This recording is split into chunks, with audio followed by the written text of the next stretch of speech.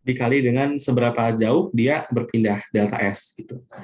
Jadi kalau di mana jadi mu dikali mu gesek dikali dengan n dikali delta S. Nah ini kalau misalkan ada gesekan gitu ya. Jadi pertimbangkan kapan ketika kalian bakalan menggunakan HKEM dan kapan kalian tidak bisa menggunakan HKEM. Jadi ini juga HKM kok, tapi bukan EM-nya yang kekal kan gitu, tapi energinya yang kekal, bukan energi mekanik tapi energinya yang kekal. Energi apa? Energi total. Di sini energi mekanik yang di bawah itu sama dengan energi mekanik atas ditambahkan dengan gesekan. Ini kalau di sini kan kalian bisa berlogika secara anak SMP, logikanya anak SMP. Kalau yang di bawah itu sama dengan yang di atas ditambah dengan gesekan, usaha oleh gesekan udah gitu. Ya, nah ini rumus umumnya yang ini. Untuk menggunakannya di analisis. Biasanya delta energi internal yang di dalam nggak ada. Oke, nah sekarang kita bahas soal Miss Vero.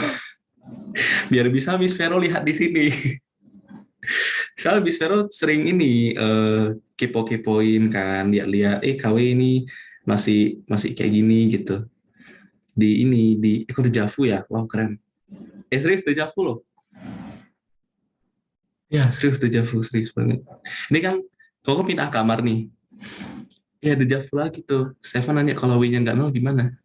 Kalau W-nya nggak nol berarti ada gaya luar yang, aduh, bentar. Kalau W-nya nggak nol berarti ada gaya luar yang kasih ke sini, ada F, ada dorongan ke bolanya atau apalah gitu ya, pokoknya di luar-luar gitu. Gitu. Kalau gambarnya yang gimana? Gambarnya yang gimana? Ya pokoknya eh, positif. Kalau gini, ingat definisi usaha lagi. Usaha itu apa? F dikali S dikali sin theta. Kenapa sin? Coba nanya lagi deh sama kalian. Kenapa Fs sin theta? Kenapa nggak cos? Cos atau sin? Oh, lupa. Coba deh. F itu gaya. Gaya itu vektor. Delta S perpindahan itu vektor. Tapi usaha itu skalar. Vektor perkalian vektor dot atau cross supaya dia dapat skalar. Itu dulu. Perkalian vektor kalau dot atau cross supaya dia dapat skalar. Perkalian apa? Dot atau cross itu dulu. Perkalian titik benar. Perkalian titik atau dot menghasilkan skalar. Kalau perkalian titik berarti pakai cosinus. Cos theta. Nah, ini kalau misalkan negatif atau positif kok ya tergantung. Kalau misalkan gini aja, nggak usah mikirin negatif positif. Negatif positif dari mana? Trigonometri. Dari sini. Misalkan ada kotak nih, kalian mau dorong ke situ. Nah, tetanya yang mana? Tetanya misalkan diketahui yang ini, theta. Ya udah berarti ini gayanya nih. Perpindahannya kan ke situ, delta S. Nah, berarti W itu adalah F dot delta S. Ini vektor. Berarti F besarnya, bisa langsung tulis F aja, dikali delta S, dikali dengan cos theta. Cos theta tuh yang sudut antara vektor F dengan vektor delta S. Vektor delta S ke situ, vektor F ke situ, sudutnya di sini, berarti cos langsung theta. Kalau misalkan nih, misalkan aja ya, nggak kepikiran sih soalnya kayak gimana. Tapi misalkan nih, benda perpindahannya ke situ nih delta S, tapi dikasih gaya ke sini gitu. Misalkan berarti awalnya dia udah bergerak, misalkan aja ya dulu ya. F-nya ke situ, theta-nya yang ini. Nah, vektor F-nya ke situ, vektor delta S-nya ke situ. Ini theta nih. Nah, berarti sudut antara kedua vektor mana yang benar kok? Coba kalau misalkan ini kalau vektor bisa dipindah-pindah ya, asalkan panjangnya tidak berubah. Panjang itu menyatakan besarnya ya. Ini kalau misalkan dipindah sejauh sat. Jadi sudut antara vektor dulu yang ini kan. Sudut antara kedua vektor kalau misalkan ujung dengan ujung ya. Itu jadi di sini theta-nya. Maka kita pakai W itu adalah F dikali S delta S dikalikan dengan cos theta. Nah, theta di sini lebih dari 90 derajat dan di antara 180. Nah, gitu. Dan ini nilainya apa? Negatif. Makanya usaha apa? Negatif. Jadi jangan dipikirin usaha negatif atau positif ya, dihitung. Tapi kalau misalkan nggak mau dihitung, tapi udah kepikiran nih cost negatif positif, boleh, terserah. Itu terserah kalian. Oh, udah tahu nih kok kalau misalkan gaya dengan perpindahan itu tidak searah, nah gitu intinya. Kalau gayanya ke kanan, perpindahannya ke kiri, tidak searah kok, berarti usahanya negatif. Boleh seperti itu. Contohnya gesekan aja, gesekan. Benda perpindahannya kemana? Ke situ. Ke situ nih perpindahan. Tapi gesekan kemana? Ke sini. Berapa sudut antara dua vektor ini? Jelas banget, 180 derajat. Makanya W itu adalah F dikali delta S dikali cos 180. Cos 80 berapa? Minus 1. Jadi W itu adalah minus FG. Dan itulah kenapa usaha oleh gaya gesek minus. Kenapa? Karena trigonometri ya. Karena definisi vektor perkalian vektor. Jangan dihafal. Kalau mau hafal, boleh. Tapi harus tahu. Setidaknya kalian hafalan kalian tuh setidaknya tahu kalau itu kenapa. Kalau bidang miring F mau ditinjau X ini nggak usah kalau bidang miring, kalau bidang seperti ini, anggap aja ini X, anggap aja itu Y supaya gampang, nggak usah diproyeksi lagi. Kayak kita belajar dinamika kemarin. Gitu. Jadi kalau misalkan ada dua bidang miring kayak gini, nah anggap aja itu X, ini Y. Ini juga anggap ini X, ini Y, jadi nggak usah diproyeksi lagi. Nggak usah proyeksi, oh ke situ X-nya kok, ke sini harus Y, nggak usah, ribet nanti. Boleh, kalau bidang miring boleh, seperti itu. Udah jelas ya? Udah paham? Yang lain gimana paham? Bismillah. Yang lain, aduh, ikut-ikutan nih. Oh, yang benar double L tuh, Fajel lebih jago, Dio juga jago. Udah mualaf ya kalian ya. Udah kalian pecinta kucing ya, terus udah mulai jenius ngolah vektor, jadi oh mantap. Memang basic fisika, dulu kan kalau di kurikulum 13 revisi, bab satu apa? Besaran satuan, terus apa? Vektor kan? Masih ingat nggak penjumlahan vektor? F1 ditambah dengan F2 atau resultan vektor ya, resultan lah.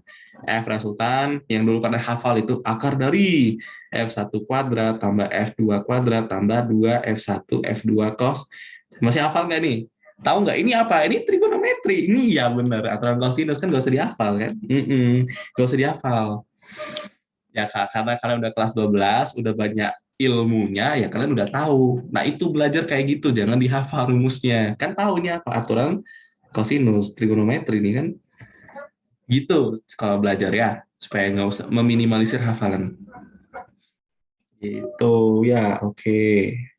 Eh, sekarang kita bahas soal Miss Vero. Aduh, kalau 1 jam doang, kayaknya nih kalian nggak sempat bahas momentum impuls. Mungkin Sabtu ya. Nanti kita lihat ya.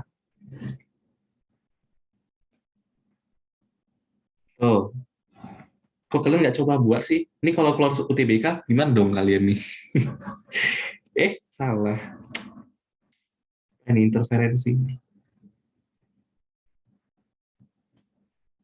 Nih ya, seperti banget. Nah, oke, nah ini ya.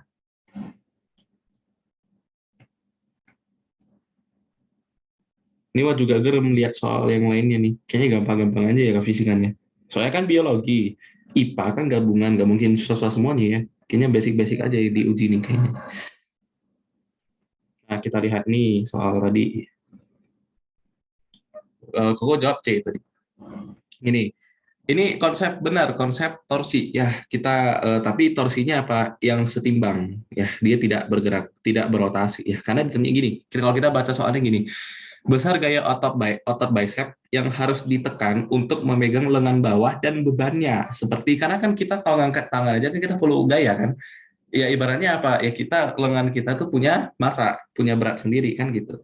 Punya beban sendiri. Udah punya beban tangan, terus punya beban lagi, beban luar yang mau kita angkat. Nah, itu berapa gaya dari otot bicep. Nah, ini nggak usah dipusingin, ala-ala gym katanya. Tambah iya benar, ditambah kurangin aja. Karena apa? Kita ingin pertama kalau ada yang kasus berotasi seperti ini kan ini putar ya. Kalau kita angkat seperti ini kan putar. Kalau putar itu berarti ada rotasi. Kalau ada rotasi berarti kita pakai konsep torsi, bukan gaya doang. Gaya kalau misalkan kita kasih misalkan ini poros, ini kan poros sikutnya sebagai poros ya. Nah, kalau misalnya kita bebannya di sini, terasanya apa? Lebih ringan. Kalau bebannya di sini, di pas di ujung tangan terasa lebih berat. Kenapa? Faktor dari lengannya, lengan momen namanya atau lengan torsi.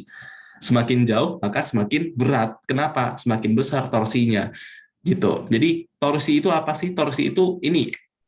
Torsi itu ada itu ini vektor. Itu perkalian cross product antara gaya dengan lengan momen. Jadi lengan momen itu vektor juga. Jadi kenapa itu ini untuk mencari arah dari torsinya kita pakai kaidah tangan kanan. Perhatikan misalkan contohnya yang warna merah ini, beban ke bawah nih, W ya.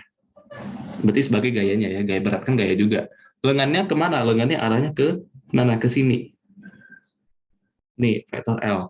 Kalau kalian pakai kaidah tangan kanan, misal pakai yang putar aja, yang sekrup itu, yang di yang bulat itu, putaran itu, misalkan L, aduh lupa. Kalau misalkan pakai tiga jari itu, W-nya kemana? W-nya ke bawah, kalau L-nya ke situ, maka nanti di ke atas kan ya. Berarti nanti arah porosnya itu ke atas gitu. Kalau pakai kaidah tangan kanan. Kalau misalkan dari W juga boleh. Kalau misalkan ini W itu sebagai jempol, jempolnya ke bawah, jempol ke bawah, terus dia menuju L. Kalau F cross L berarti F menuju L. Jadi W menuju L, berarti nanti puternya kayak gini nih. Nah, gitu. Itu torsi. Torsi itu menandakan apa? Torsi itu menandakan ya itu F kali L, gaya, tapi bergantungnya pada jarak gaya itu terhadap torsinya, terhadap porosnya. Makanya F dikali L. Jadi torsi punya arah. Makanya kalau misalkan arahnya berlawanan dan searah itu dikurang. Kenapa? Ya karena ada definisi dia punya arah. Torsi itu punya arah. Torsi itu vektor juga. Gitu. Makanya F itu vektor, L itu vektor, di-cross-kan dapat vektor lagi. Nah, ini cross product. Jadi, itulah mengapa kalau di rumus-rumus itu T besarnya T itu F kali L dikali sin kan gitu. Kenapa sin? Ya karena dia cross product. Gitu ya, ini definisi. Cuman yang kita pakai tuh biasa F kali L. Intinya apa? Intinya yang namanya cross product itu harus tegak lurus.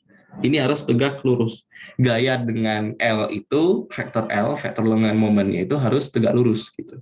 Harus. Kalau nggak harus, jadi proyeksi supaya tegak lurus. Kenapa harus tegak lurus? Supaya muncul torsi. Kalau nggak tegak lurus, dia nggak muncul torsi gitu. Karena kan kalau dari pakai kaidah tangan kanan yang satu ke bawah, satu ke ini telunjuk, tapi biasa dosen-dosen di ITB itu pakai satu satu cara aja.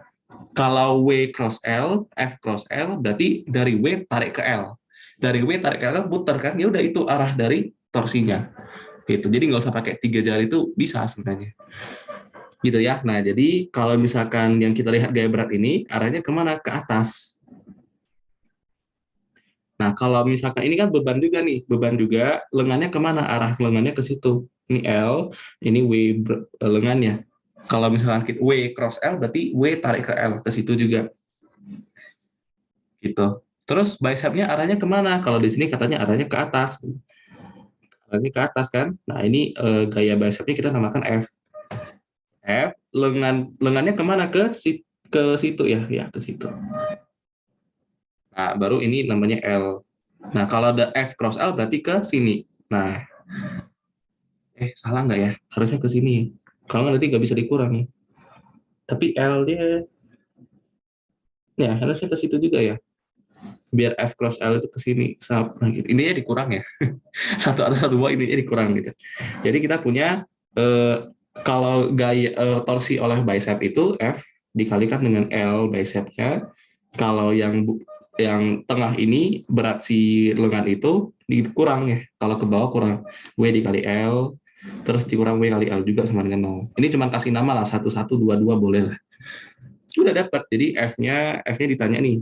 Jarak dari bicep ke itu katanya di sini 4 cm. Dikurangin dengan berat bebannya tadi 2,5, maka beratnya 25 Newton.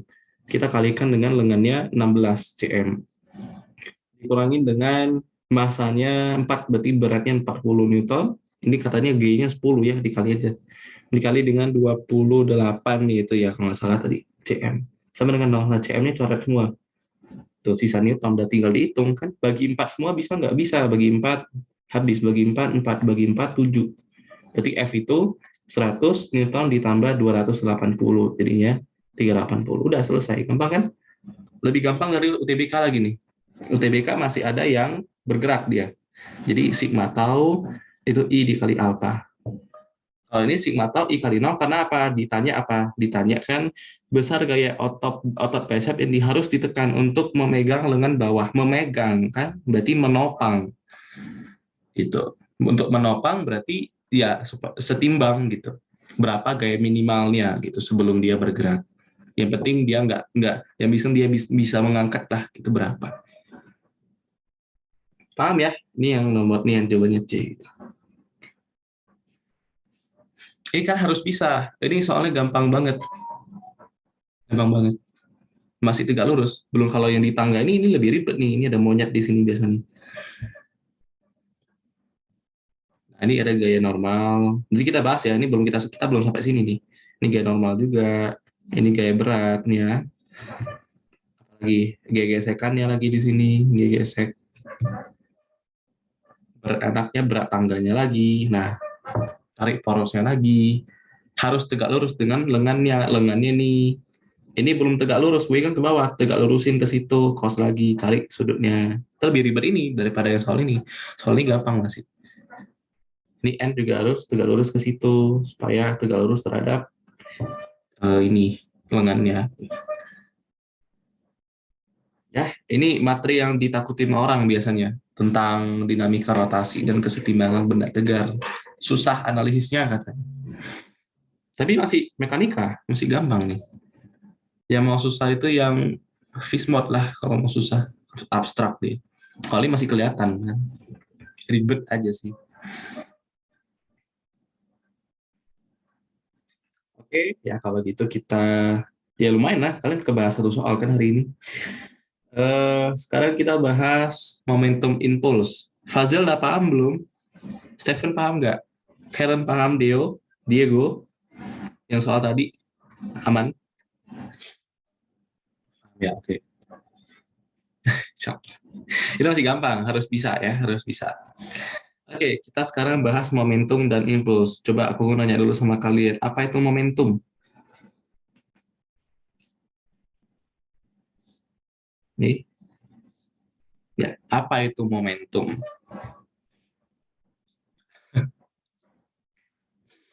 MP. Ya benar, benar. Definisi momentum itu, ya benar. Kalau ternyata momentum itu apa? M kali V, benar juga. Jawabannya nggak salah. Ya, boleh. Momentum itu adalah dobrakan. Kalau kata kemarin Profesor Yohanes Surya, kalau dia lagi jelasin ini momentum, dia suka pakai istilah momentum itu apa? Dobrakan. Dobrakan. Mendobrak itu ketika benda punya massa dan bergerak. Benar nggak? Benda bermassa, terus dia bergerak lurus. Kalau dia apa sih namanya melewati sesuatu, maka truk gitu, namanya dobrakan. Itu namanya dobrakan, istilah bahasa Indonesia ya. Itu namanya dobrakan. Kasus seperti itu namanya dobrakan. Jadi benda bermassa, dia berjalan dengan kecepatan tertentu, dia punya dobrakan. Gitu ya. Nah, massa itu skalar atau vektor? Massa itu skalar atau vektor? Iya, faster. Iya benar, skalar. Kalau V kecepatan, vektor atau skalar? Kecepatan, bukan kelajuan. Kecepatan vektor benar. Jadi ada lambang tanda panah di sini. Kalau skalar dikali vektor, dapatnya vektor atau skalar. Jadi kan skalar dikali, ya benar. Berarti momentum itu skalar. Sorry, momentum itu vektor. Momentum itu punya arah. Makanya momentum kalau ke kanan itu positif, ke kiri negatif. Ya kayak gitu ya, dia punya arah. Jadi untuk menjumlahkan momentum, lihat arahnya. Itu namanya momentum. Terus biasanya di momentum apa lagi lupa. Impuls lah sekarang. Apa itu impuls? Definisinya lah, atau ada yang tahu rumusnya nggak, impuls itu apa? Jangan ke situ dulu. Itu ada pembuktiannya. Cuma lupa ya, dari mana pembuktiannya lupa. Nanti kita lihat. Masih ingat nggak ya nanti? I itu apa kali apa? Apa itu impuls?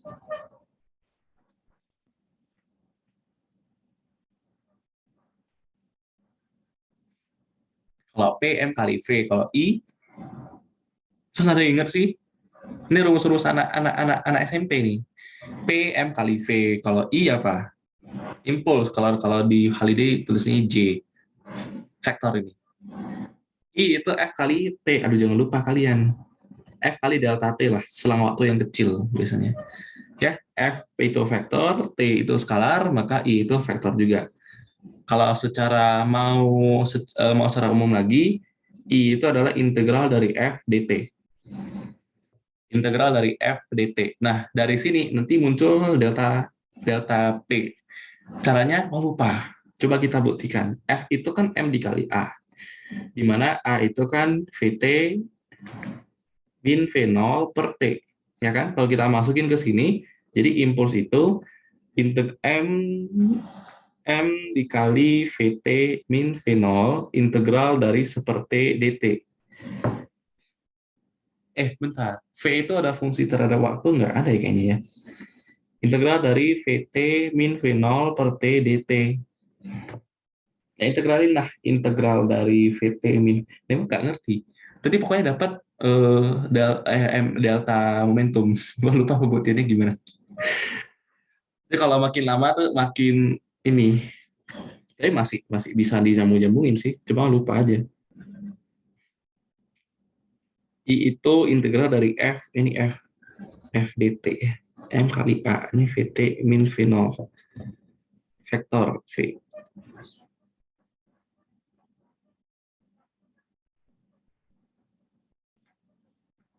Ini berarti delta V ya. Ini berarti A. Kayaknya simpel deh. Nggak usah dijabarin deh. Nggak usah dijabarin, kayaknya bisa. Fm kali A masukin nih. Berarti A dt. Ya udah, integral dari A apa? Ayo, integral dari A apa?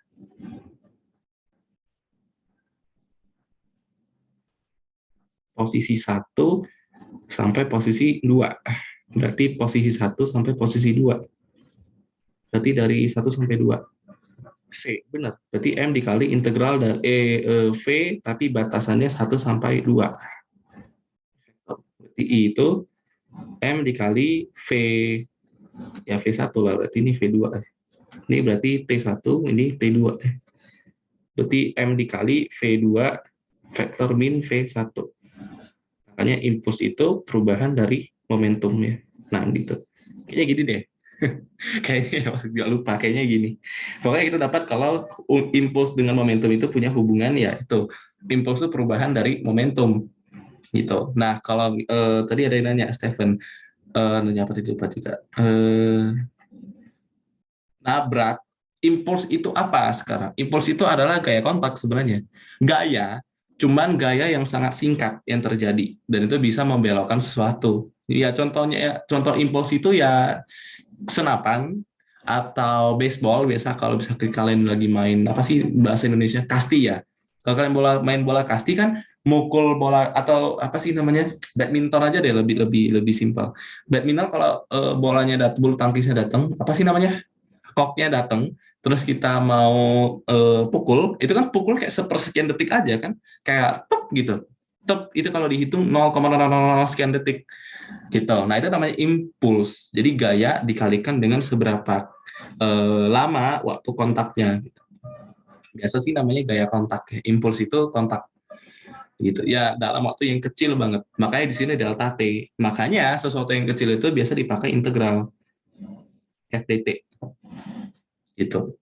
Jadi dapat hubungan antara momentum dan impuls gitu. Jadi kalau misalnya kita punya kasus kayak gini, benda nih datang, ini misalkan dinding ya.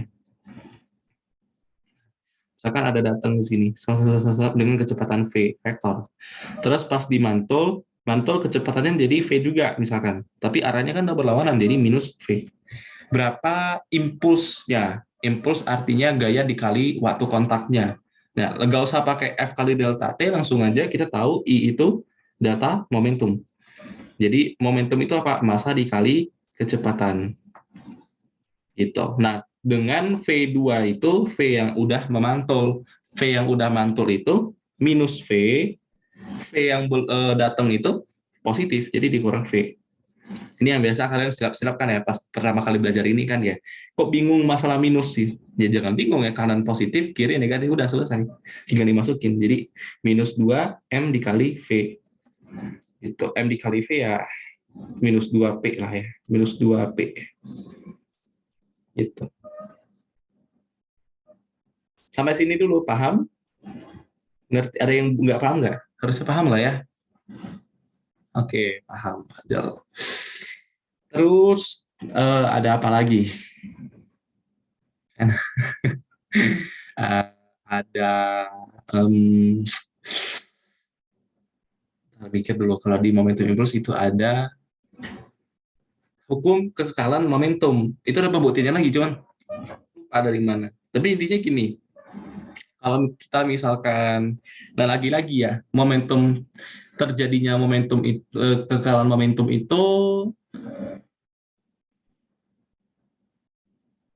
nggak ada syarat sih, nggak ada syarat kalau nggak boleh gesekan. Yang penting tidak boleh ada gaya luarnya, gitu. Sama seperti delta EM tadi, ya tidak boleh ada gaya luar yang bekerja. Artinya kalau tidak boleh ada gaya luar bekerja, maka tidak ada percepatan. Ya jelaslah momentum itu P itu M dikali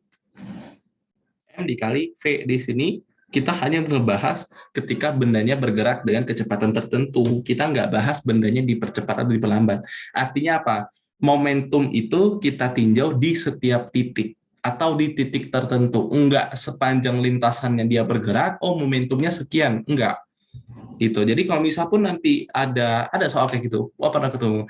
Kalau momentum lantainya gesekan, terus ada dua bola saling mendekat, itu kalau berlaku nggak kekekalan momentum? Berlaku ketika di titik tertentu, di titik ketika mereka bertumbukan. Ini misalkan kasar nih, ini kasar, punya gesekan. Nah, dari sini dia jalan ke situ. Misalkan bola satu masuk M1. Ini bola 2 masa M2 ke situ. Nah, saat di posisi ini, mereka punya P1 namakan. Ini P2. Nah, ketika mereka di sini, P-nya nggak P1 lagi, namakan P1 aksen. Kenapa? Karena ada gesekan, pasti kecepatannya berkurang. Gitu. Jadi di sini misalkan V1, ini V1 aksen. Nah, kekal nggak momentumnya? Nggak kekal. Tapi yang kekal itu ketika mereka bertumbukan. Misalkan mereka ketemu di sini nih, dua-dua biji nih di sini. Nah, ini V2 aksen namakan. Ini punya P2 aksen. Nah, disinilah terjadi kekekalan momentum. Di titik itu saja.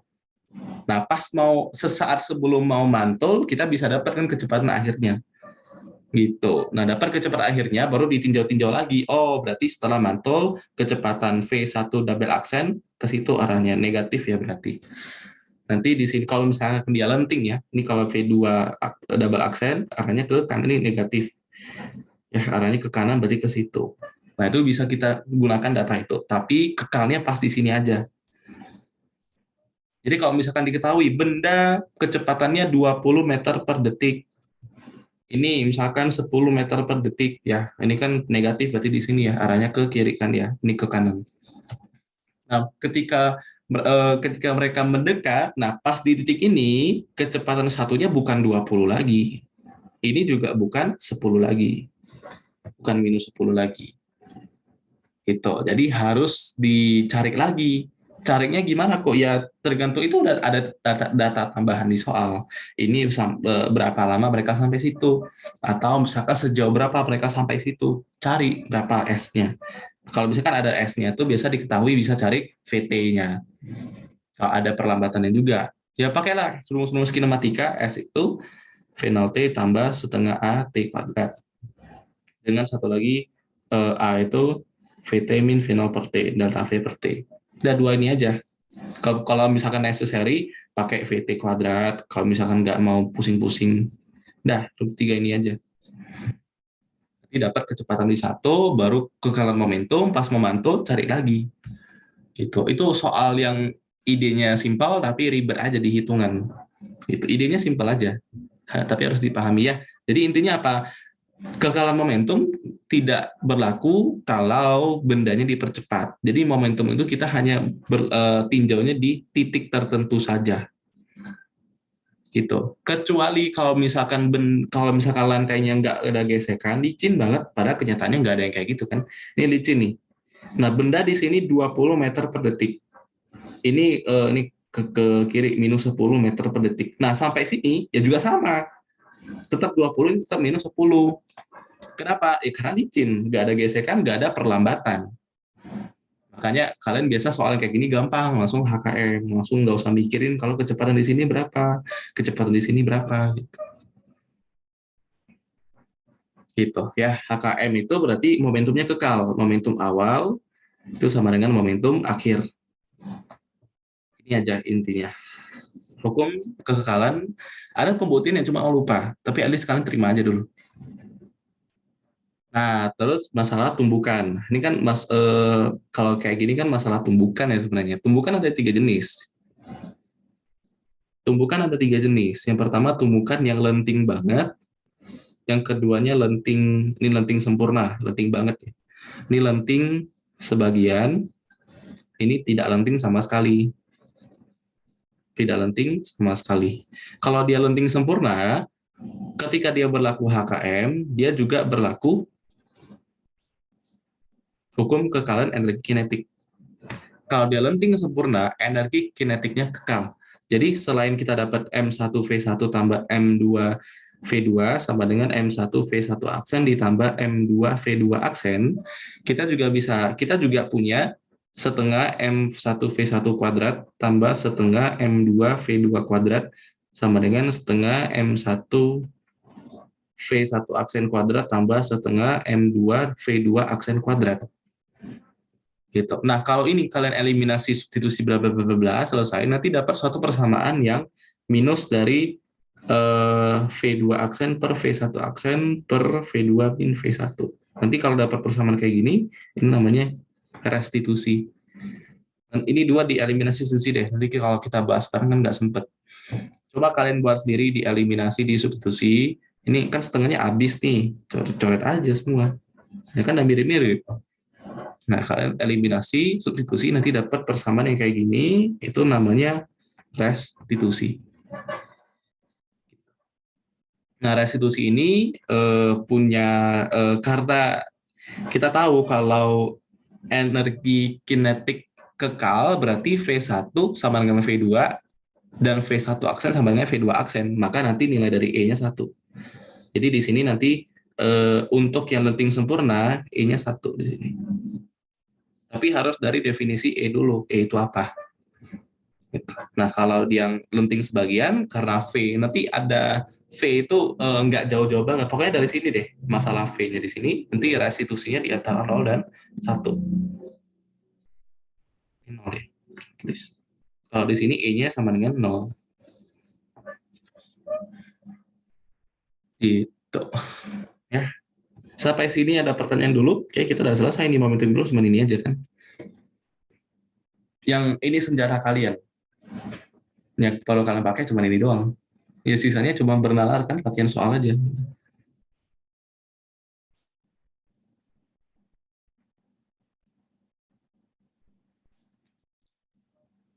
Jadi tinggal latihan soal, kalau di soalnya nggak paham ditanyain. Ya, oke, udah 54, 55 ya. Kayaknya udahan dulu ya. Nggak apa-apa lah. Nanti pas lagi di YouTube. Sering-sering latihan soal, sering-sering dianalisis. Kita mau ngapain dulu sekarang? Dipikirin gitu. Dari datanya ada apa, kita mau pakai apa. Kita mau hitung apa, cari apa. Itulah analisisnya fisika tuh enaknya di situ. Bukan enak ya, maksudnya yang dilatih tuh di situ. Karena terlatih jadinya nanti kalau sering-sering. Kalau kimia mah udah jelas, pH pH, stoikiometri, bla bla bla, kayaknya udah jelas jalannya. Gitu. Kalau fisika harus dianalisis lagi.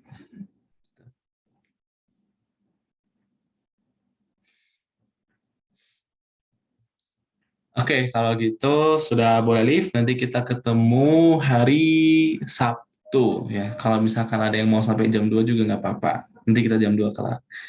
Ya.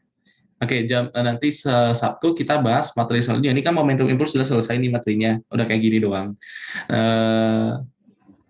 Kita bahas gerak harmonik sederhana. Gerak harmonik sederhana itu masih versi simpelnya dari gelombang. Karena ini getaran sebenarnya. Tapi udah ada mulai persamaan simpangan ya. Nanti kita bahas. Ya. Oke. Dah. Iya, udah bab lain. Itu gerak harmonik. Setelah gerak harmonik, nanti kalau misalkan selesai, Selasa depannya itu ini dinamika rotasi dan kesetimbangan benda tegar. Itu dinamika rotasi dan kesetimbangan benda itu banyak.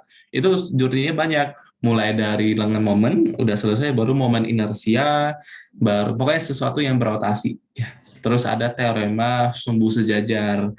Terus ada kalau di dinamikanya rotasinya ada momentum sudut, ya, kegagalan momentum sudut. Terus ada titik berat, itu banyak. Jadi kita lihat selasanya. Titik berat gampang, itu kayak statistika doang. Ya, oke, Selasa Sabtu ini kita bahas GHS dulu. Ya, sudah boleh live. Ini jam 2 katanya udah mau cabut ya, udah boleh live. Jumpa hari Sabtu ya. Sama-sama, bye-bye.